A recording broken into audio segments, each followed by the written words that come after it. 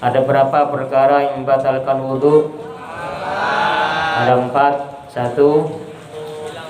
Sesuatu yang keluar dari 2 jalur. Apa saja? Kubur dan dubur. Baik keluar sesuatu yang biasa atau tidak biasa, kecuali kalau keluar air mani tidak batal tapi wajib mandi besar. Yang kedua, hilang akal, baik karena tidur atau karena mabuk pingsan, akalnya hilang pokoknya ya. Kecuali kalau tidur, tidurnya duduk mutamakin namanya. Apa mutamakin? Pantat gak berubah. Jadi kalau tidur duduk itu misalnya bersila, nunduk kepalanya saja yang nunduk, punggung tetap tegak.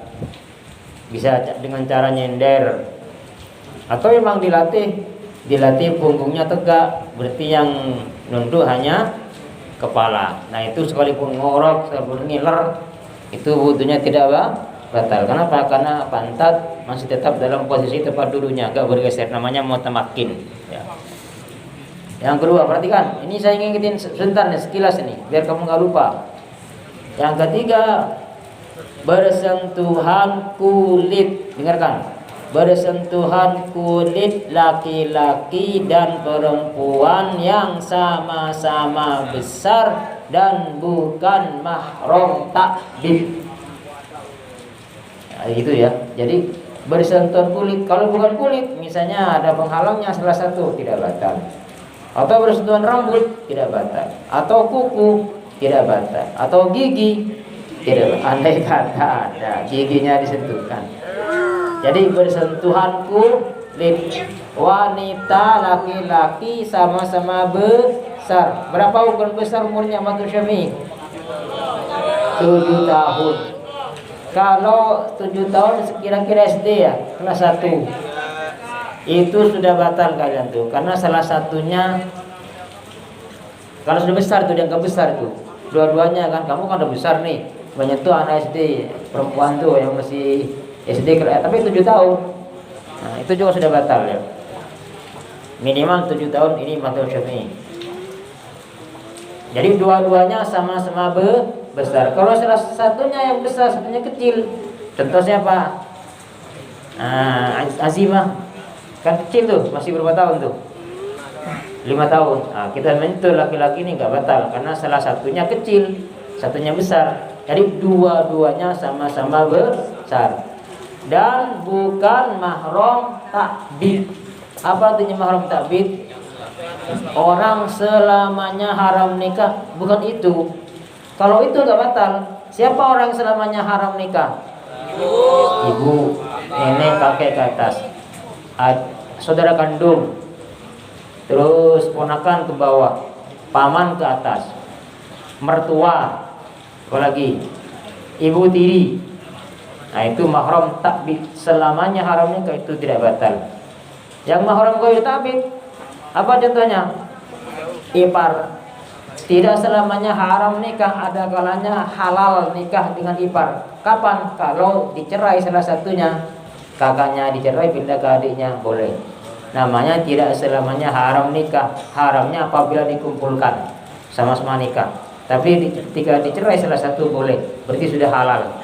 Nah mahram ini namanya mahram ghairu takbir, wudunya batal ya.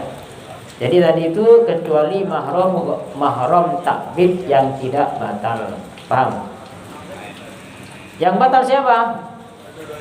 Dua-duanya, yang disentuh dan yang menyentuh. Yang keempat sekarang, jangan tidur, khati. Samping kamu tuh siapa tuh? Yang keempat, menyentuh pubul atau dubur dengan telapak tangannya. Telapak tangan mana? Sesuatu yang bertemu ketika disatukan. Nah itu. Jadi kalau punggung gak batal. Kalau ini yang batal siapa? Yang menyentuh. Ada orang namanya Bintang menyentuh. Bintang menyentuh punya Yafi misalnya.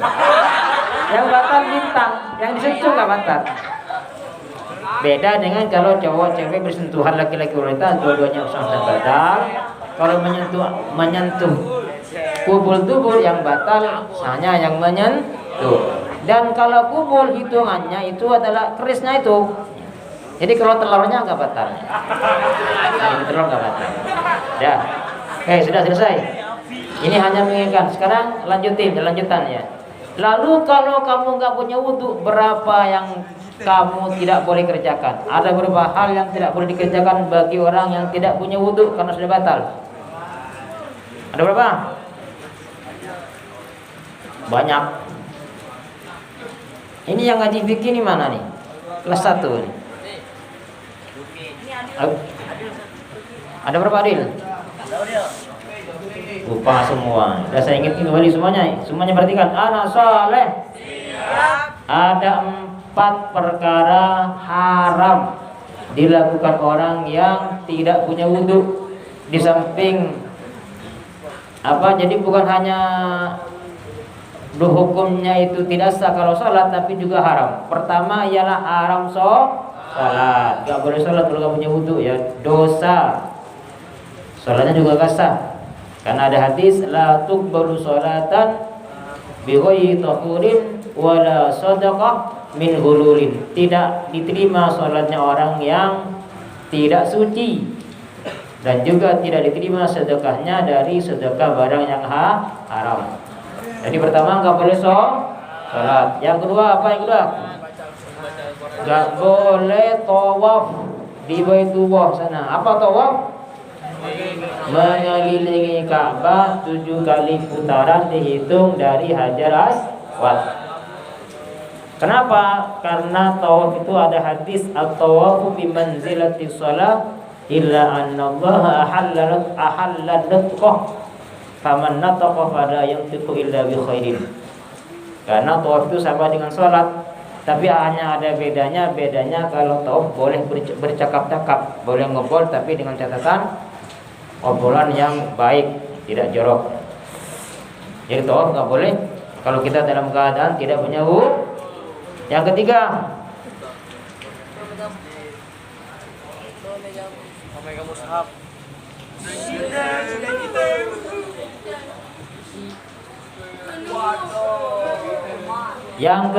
tidak boleh menyentuh mushaf Al-Quran. Ini perhatikan, bukan hanya Quran yang berbentuk itu ya, termasuk buku atau termasuk papan yang tertulis Al-Quran, ayat Quran yang tulisannya itu memang untuk dibaca atau untuk dipelajari. Ada ustadz nulis Al-Quran semuanya 1 surat, Qul ya ayyuhal kafirun, selesai di papan itu, dan tujuannya memang untuk dipelajari. Itu sama dengan mushaf. Dalam keadaan tidak punya wudhu nggak boleh juga kita megang itu ya. Jadi bukan hanya yang berbentuk Al-Quran itu ya, termasuk tulisan di papan atau di buku, di kertas, yang mana memang tulisannya itu untuk dipelajari, untuk dibaca. Itu tidak boleh kalau dalam keadaan tidak punya wudhu. Kecuali, perhatikan, kecuali tujuannya bukan untuk dipelajari. Apa contohnya? Ada orang nulis ayat Al-Quran tapi tujuannya untuk diambil barokah. Apa contohnya? Tuh ditulis di kertas, ada metodenya ya. Tirakat dulu, habis itu dilipat-lipat, lalu dibawalah pergi. Ngambil barokah, misalnya dibawa dagang, supaya dagangannya laris. Bahasa ringkas dibikin zimat lah gitu ya. Nah kalau itu nggak apa-apa sekalipun nggak punya wudhu. Kenapa? Karena menulis ayat Al-Quran di dalamnya bukan untuk dibaca, bukan untuk dipelajari, tapi memang untuk diambil barokahnya.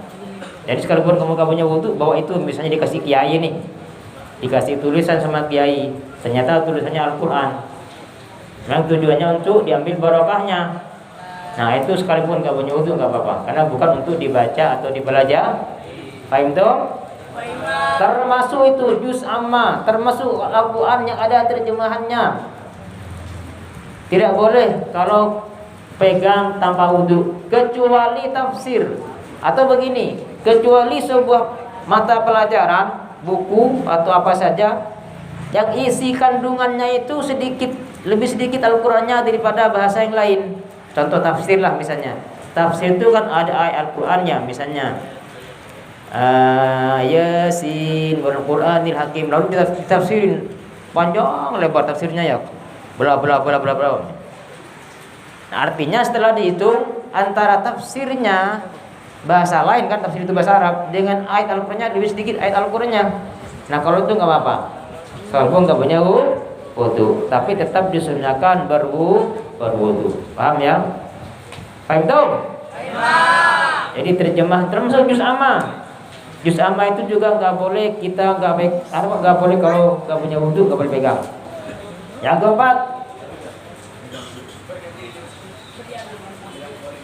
Yang keempat, membawa Al-Qur'an.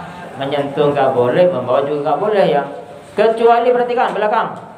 Kecuali kalau membawanya dengan benda lain. Ada orang punya Al-Qur'an, mau sekolah, siswa yang dari rumah wajib bawa Quran. Nah, wudu dulu. Setelah wudu masukkan Al-Qur'annya ke dalam tas, campur dengan buku, dengan bolpen, dengan penggaris, dengan baju dan sebagainya. Itu kita bawa tasnya, itu nggak apa-apa. Karena di situ namanya tidak bawa Quran, bawa apa? Bawa tas yang di dalamnya ada Al-Qur'an, itu boleh. Tapi kalau hanya sekedar Quran saja dibawa dalam keadaan tidak wudu, tidak boleh. Paham ya? Fahimtum? Fahimtum? Ngantuk tum? Ngantuk nah ya. Memang begitu kalau lagi diajari ilmu itu ngantuk ya. Saya sering mengatakan, orang yang paling dimusuhi setan siapa? Orang yang menuntut ilmu paling dimusuhi itu. Saya cerita sedikit nih. Ada orang tidur di masjid, orang alim. Ada lagi satunya di dalam orang sholat tapi bodoh. Lalu setan itu mau menggoda orang yang sholat tapi bodoh itu. Sampai di pintu ada orang alim tidur. Ternyata setan kabur, gak jadi kabur, gak jadi ngegoda orang yang sholat di dalam. Akhirnya ditanya, kenapa kamu kabur? Saya takut kepada orang yang alim lagi tidur. Kok orang tidur ditakutin gitu ya? Ya, saya takut kepada orang yang tidur nih, dia orang alim. Kenapa? Karena kalau saya masuk ke dalam masjid, orang yang tidur yang alim ini bangun. Setelah bangun, ternyata dia tahu di dalam ada orang bodoh, orang sholat tapi bodoh. Akhirnya nanti kalau tahu, dia diajarin ilmu itu. Orang yang lagi sholat tuh, kalau diajar ilmu, dia jadi orang alim. Kalau orang alim, saya susah juga menggodanya. Itu kata setan. Jadi setan itu benci kepada orang yang alim, benci pada orang yang menuntut ilmu. Makanya kalian tuh orang menuntut ilmu tuh digoda tuh matanya tuh di apa itu Mas Tan, dikasih lem tuh. Ada setannya yang gantung-gantung tuh di bulu keceknya itu, biar kamu tidur ya. Kenapa? Karena takut jadi orang yang alim. Ya lanjut. Sekarang perkara yang ada tambahan daripada yang tadi 4 ya. Haram sholat, haram tawaf, haram menyentuh Al-Quran, haram membawa Al-Quran. Tambahan lagi bagi yang junub, orang yang berhadas besar belum mandi besar, yaitu haram diam di masjid. Haram diam di masjid. Tetapi kalau hanya berjalan, misalnya ada kepentingan berjalan, yang penting nggak diam nggak apa-apa. Minimal diam, apa batasnya? Minimal diam itu tumaknina. Tumaknina minimal batas berapa minimal batasnya tumaknina itu? Cukup membaca subhanallah. Dengannya diam itu haram, tidak boleh bagi orang yang junub. Kecuali kalau darurat. Apa darurat? Ada keperluan begini, ada hal yang tidak mungkin kita tinggalkan. Misalnya ada orang lagi junub, misalnya ketiduran di masjid, lalu mimpi basah, keluar air mani, kan junub. Tengah malam, misalnya mau keluar, takut di luar ada gonggong, huk misalnya. Ada tapak huk yang gila. Kalau keluar khawatir ada diterkam harimau. Itu namanya dalam kondisi darurat. Sekalipun masih junub nggak apa-apa di dalam, boleh sampai aman. Nanti setelah aman wajib keluar. Kenapa? Karena dalam keadaan junub. Paham ya? Tetapi kalau pendapat Imam Ahmad bin Hanbal, boleh orang junub itu di masjid dengan catatan wudu dulu. Jadi misalnya begini, ada kepentingan mendadak, kita lagi junub kayak tadi itu ya, apa junub, terus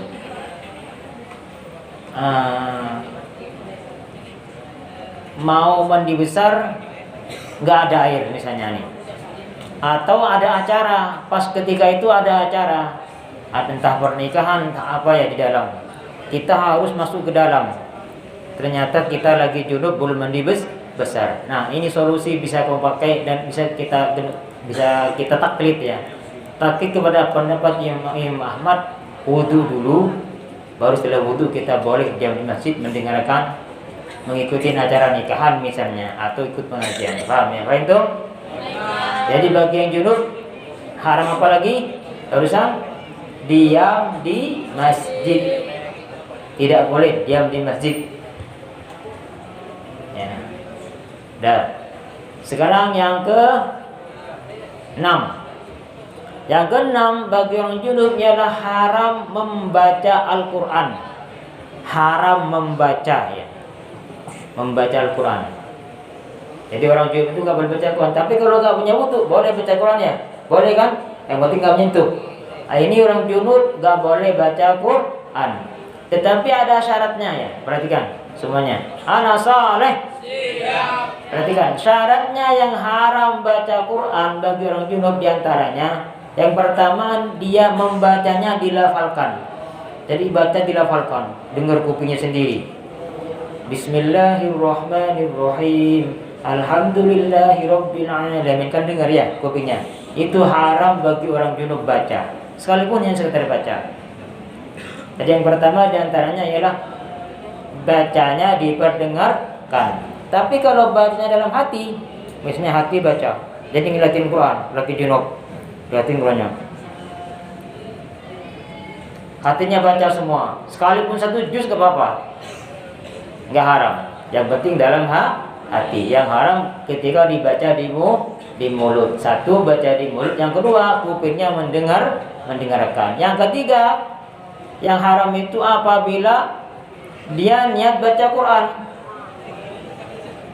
Niat baca Quran itu yang haram. Tapi kalau dia nggak niat baca Quran, apa contohnya? Niat zikir. Apa contohnya? Baca doa ya. Rabbana atina fid dunya hasanah wa fil akhirati hasanah wa qina adzabannar. Itu kan Al-Qur'an juga ya. Tapi kita niatnya berdoa atau baca apa? Inna lillahi wa inna ilaihi rajiun. Ketika ada musibah misalnya, baca itu. Tujuannya bukan baca Quran, baca zikir. Nah itu tidak apa-apa, karena niatnya tidak baca Al-Quran. Berikutnya perhatikan, yang nggak dengerin saya nanti sholat tasbih ya sama saya, sholat tobat habis sholat tasbih.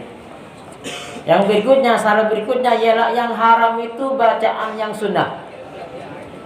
Yang haram bacaan sunnah. Adapun bacaan wajib tidak haram. Apakah ada Al-Quran wajib bacanya? Apakah ada? Hukumnya baca Quran, saya menanya dulu bareng-bareng.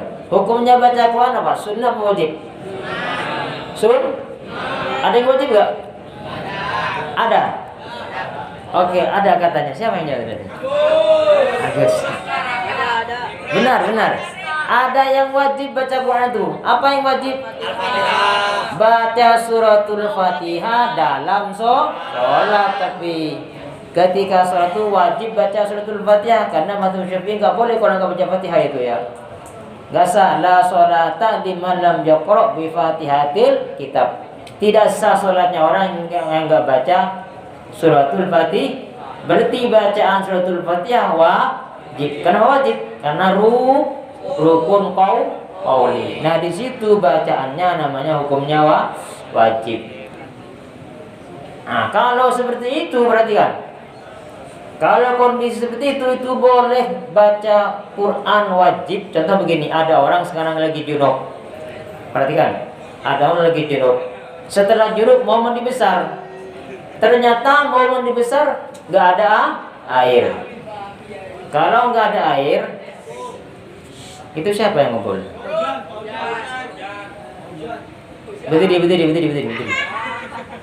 Berdiri. Dah, ada orang junub. lalu dia mau sholat, masuk waktu zuhur, ternyata mau nyari air nggak ada air, mandi besar nggak bisa karena nggak ada air. Lalu gimana kalau nggak ada air solusinya? Tayamum. Ternyata mau tayamum juga nggak bisa. Kenapa? Karena nggak cukup syarat. Di antara syaratnya tayamum ialah badan harus suci dari najis. Ternyata di badannya ada najis. Mau bersuci nggak ada air. Berarti mau tayamum juga nggak bisa ya? Ya kan? Kenapa? Nggak cukup syarat. Artinya apa? Dia sudah nggak wudu, nggak mandi besar, juga tegak tayamum ya. Dalam itu namanya kondisi itu namanya dalam istilah fikih itu faqidit tahurain. Faqidit tahurain itu artinya dia sudah tidak bisa melaksanakan dua macam cara bersuci, yaitu cara wudu nggak bisa, cara tayamum nggak bisa. Nah, namanya itu dalam keadaan berhadas. Nah, bagaimana solusinya kalau dia mau sholat? Nah, kondisi seperti itu dia tetap wajib sholat.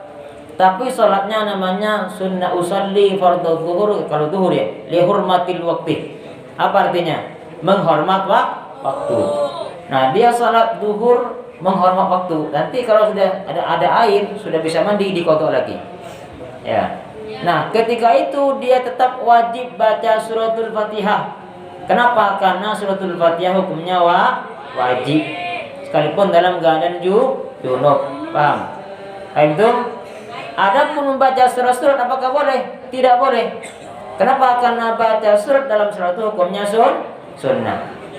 Tadi yang dimaksud haram orang junub baca Al-Quran, bacaan yang sunnah. Kalau wajib hukumnya boleh. Paham nggak? Paham tuh? Nah, ini dalam salat atau di luar salat sekarang. Ada orang baca Quran di luar salat itu hukumnya wajib. Apa contohnya? Apa? Wah, bagus. Siapa nih? Neno. Kata Neno, baca Quran wajib di luar sholat. Apa? Yaitu ketika bernadar. Ada orang bernadar, kalau saya misalnya sembuh dari penyakit ini, lihatin saya. Kalau saya sembuh dari penyakit ini, dokter setelah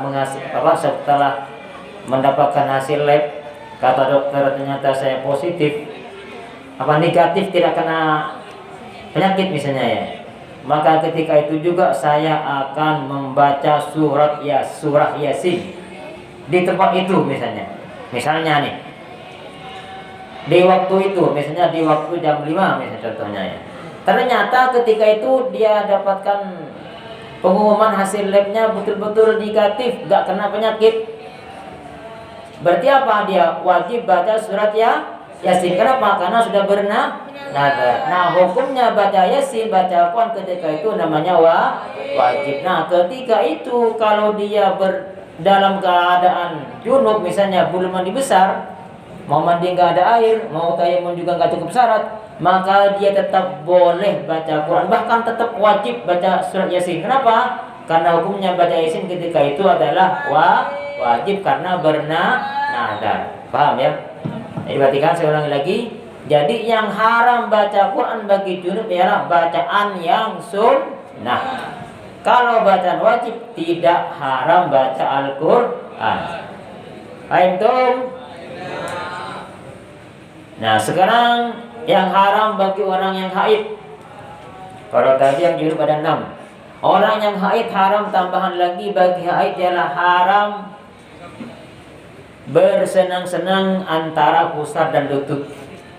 Bukan hanya jima ya, bukan hanya langsung jima, hubungan sama istri. Bersenang-senang saja. Apa? Permulaan jima juga diharamkan dalam mazhab Syafi'i. Yang dimaksud adalah sampai mubasyarah, bersentuhan kulit. Nanti kalau kamu punya istri ya, istrinya lagi haid, nah jangan sampai bersentuhan kulit antara pusar dan lutut. Sekalipun gak ada syahwat. Kenapa? Karena nanti lama-lama bisa menarik kepada syahwat. Nah, jadi kalau lagi junub, lagi haid istrinya, jangan kita mubasyarah, bersentuhan kulit antara pusar dan lutut. Paham ya? Jadi yang berikan untuk yang haid ada tambahan lagi adalah haram bersenang-senang antara pusar dan lutut. Tambahan lagi bagi haid ya, ini yang haid itu tetap seperti pertama ya.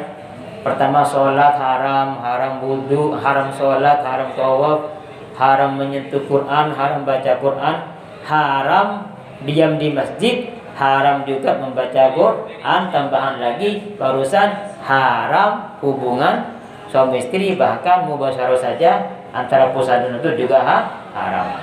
Yang berikutnya haram tolak. Apa tolak? Bercerai. Jadi kalau kamu sekalipun jengkel gimana nanti sama istrinya, kalau lagi ke dalam keadaan haid jangan cerai.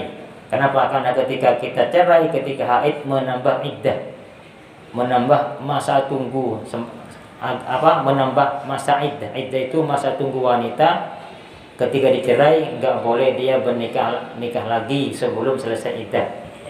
Dan andai kata suaminya mau balik sebelum di dalam masa iddah itu masih boleh. Jadi contoh begini, gambarnya begini. Andai kata kamu bercerai dengan istrinya dalam keadaan suci, itu iddahnya hanya 3 kali sucian. 3 kali sucian itu dihitung langsung daripada ketika kamu mencerai.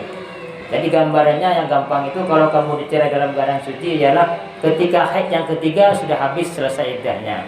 Tapi andai kata dicerai dalam keadaan haid, habis iddahnya itu ialah ketika haid keempat. Haid keempat artinya menambah masa iddah, maka itu diharamkan kita mencerai istri dalam keadaan haid. Fahim tuh? Yang terakhir, yang ke-8 ialah haram lewat di masjid bagi orang haid. Tapi yang dimaksud di sini ketika takut mengotori masjid. Ya kalau zaman dulu kan nggak ada pembalut ya. Sekarang kan sudah ada pembalut. Yang penting aman, kalau hanya lewat itu boleh. Hanya lewat. Yang penting aman dari mengotori masjid. Oke, bisa ingat kalau saya ulangin? Saya tanya. Oke, coba ada berapa yang haram bagi orang yang junub? 6. 1 haram sholat. 2 haram tawaf. 3 haram menyentuh Al-Quran. 4 haram membawa Al-Quran. 5 haram membaca Al-Quran tapi bacaan yang sunnah. Kalau bacaan wajib tidak haram. Yang ke-6 haram diam di masjid. Tapi boleh kita taklid kepada Imam Ahmad dengan catatan apa? Berwudu. Ini pendapat Imam Ahmad. Tapi pada Imam Syafi'i tetap tidak boleh dalam keadaan junub kita diam di masjid. Yang haram bagi orang haid tambahan lagi apa saja? Bersenang-senang antara pusat dan lutut. Yang ke-7, yang ke-8 bercerai. Yang ke-9 apa 9? Berjalan di masjid kalau sampai mengotori. Nah, kita akan sholat tasbih. Perhatikan, untuk ada pengurus, ada yang di depan ya. Ada yang di depan pengurus, nanti liatin siapa yang main-main dicatat. Habis sholat tasbih nanti pelaksanaan apa? Eksekusi sholat taubat 5 salam. As-salata jami'ah, la haula wa la quwwata illa billahil aliyyil azim. Sholat